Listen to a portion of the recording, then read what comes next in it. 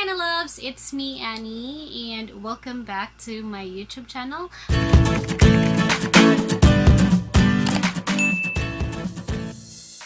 For this video guys, share ko sa inyo kung paano ba mag-apply for Hello Money.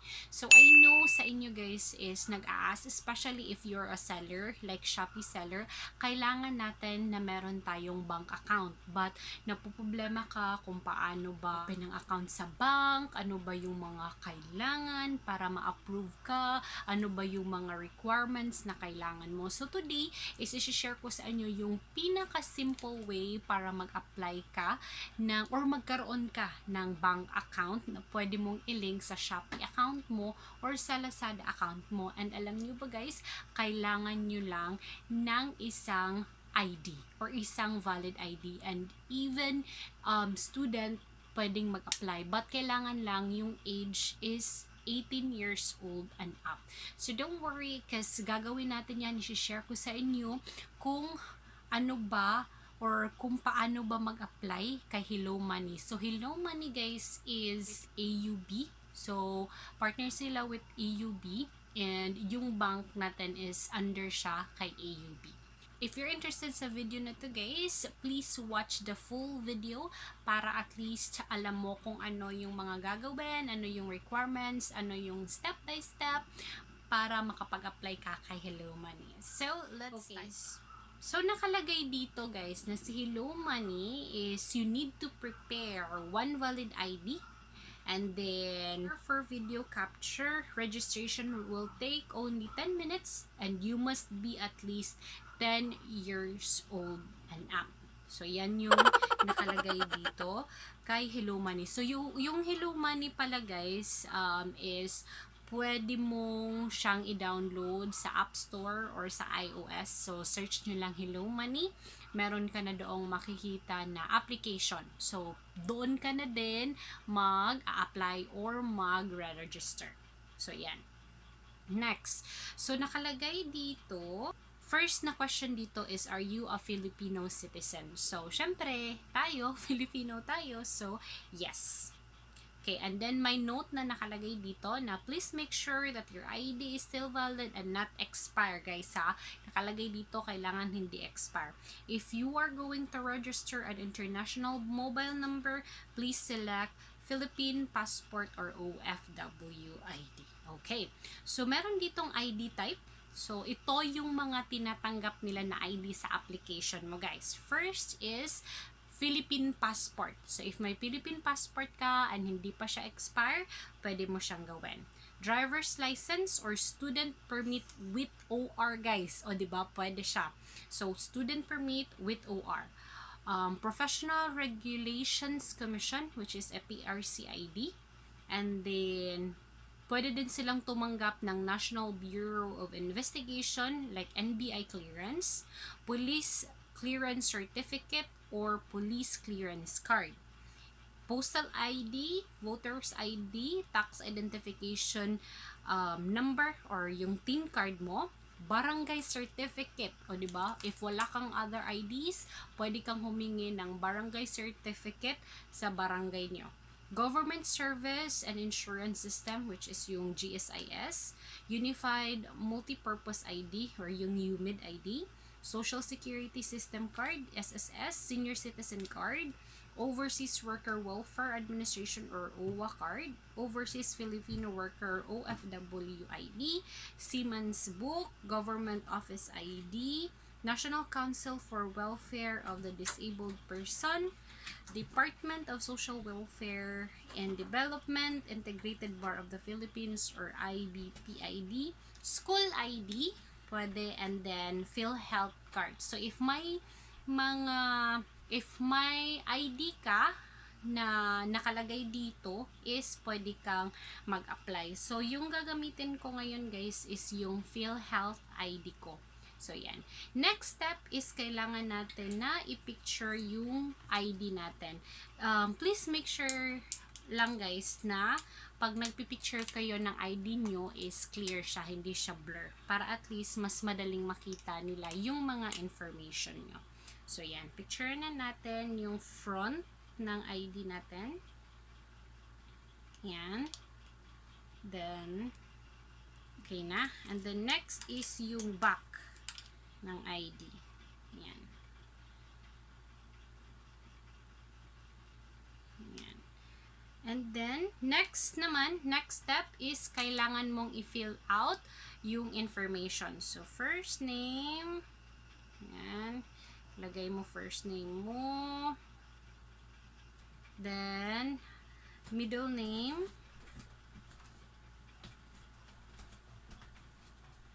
I-complete mo lang to guys. And then, phone number. So, kailangan nila yung phone number na working pa guys kasi magsisend sila ng notification. So, lagay natin yung phone number natin. Email address. So, lagay nyo yung email address nyo guys sa Gmail or Yahoo Mail.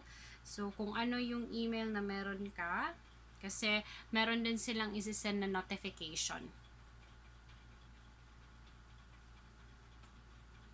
Okay? And then, kailangan mong mag-set ng password. So, gawa ka ng password mo. Ayan. The next.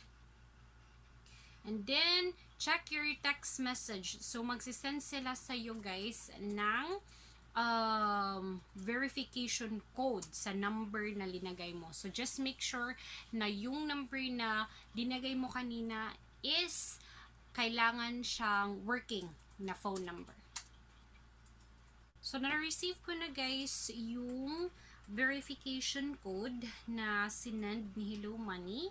And then, kailangan lang nating i-press yung verified. So, next step na tayo. So, nakalagay dito, we send a verification code sa email address natin. So, just make sure na yung verification code or yung email address mo is working as well kasi magsisend si Hello Money ng mga verification sa phone number and sa email nyo. Just to make sure na working yung email and yung phone number mo. So, yan. So, wait lang natin na mag-send si Hello Money ng yan. So, na-receive ko na yung code. Okay na natin dito. Okay, so next naman is kailangan mong ilagay yung birthday mo. So, ilagay mo lang. Fill out po lang tong mga information na needed dito. Yan. And then, gender. And then, kailangan mong ilagay yung present address mo. So, Philippines. Saan yung province mo? Let's say, Cebu. Yan. And then, fill out mo lang guys. Kailangan complete siya para hindi ka magka-problem. Yan. So, done. So, nakalagay dito is your present address same with your permanent address? Kung yes, guys, then i-click mo yan.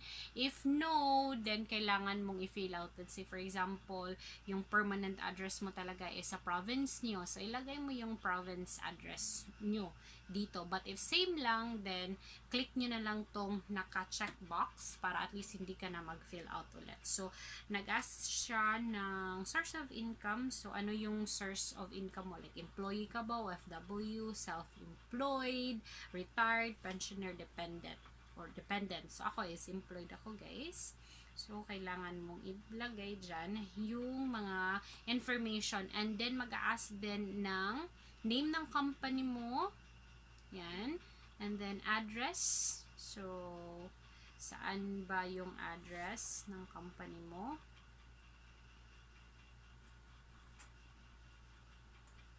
Yan. Done. And then, nag-ask din dito ng mother's maiden name. So, ilagay mo yung maiden name ng mother mo. Okay. Then next. And then, kailangan mong mag-record ng short video, guys. And then, nakasaad dito na kailangan mong indicate yung name mo, yung birthday, and yung address. So, start na tayo. So, meron namang parang nakalagay na, guys, na ipa-follow na lang natin yung sasabihin natin. So, nakalagay dito, yan. It's like nakalagay dito, I am Anita Marie Lucero, born on January 27, 1993 and residing in Cebu City. So, yan lang yung gagawin natin, guys. And then, once matapos na natin lahat, yung mga process is mag-wait na lang tayo, guys, ng confirmation galing kay Hello Money if na-approve ba yung application natin. So, ito yung lalabas, guys. Isisend nila sa email mo. So, yan. Yan na yung email na lalabas sa once na approve ka na. And then once approve ka na, guys, pwede mo nang i-open yung account mo. So yung mga transactions na pwede mong gawin kay Hello Money is i-open natin yung account ko, guys, kasi na-approve na ako. Kaya kanina is pinakita ko lang sa inyo kung paano ba mag-apply kay Hello Money. So mag-login tayo. So, yung username mo, guys, is email address mo and then yung password na sinilect mo kanina. Okay, so ito na yung lalabas once na-approve ka na kay Hello Money. So, yan. Pwede kang mag-transfer money. Transfer money to any bank, guys. Yan. Ilalagay mo yung amount, kung anong bank. Yan. And then, information ng padadalhan mo, account number. So, pwede siya. Pay bills. Pwede kang mag-pay ng bills. Pwede kang mag-cash in, guys. So, pwede kang mag-cash in through 7-Eleven.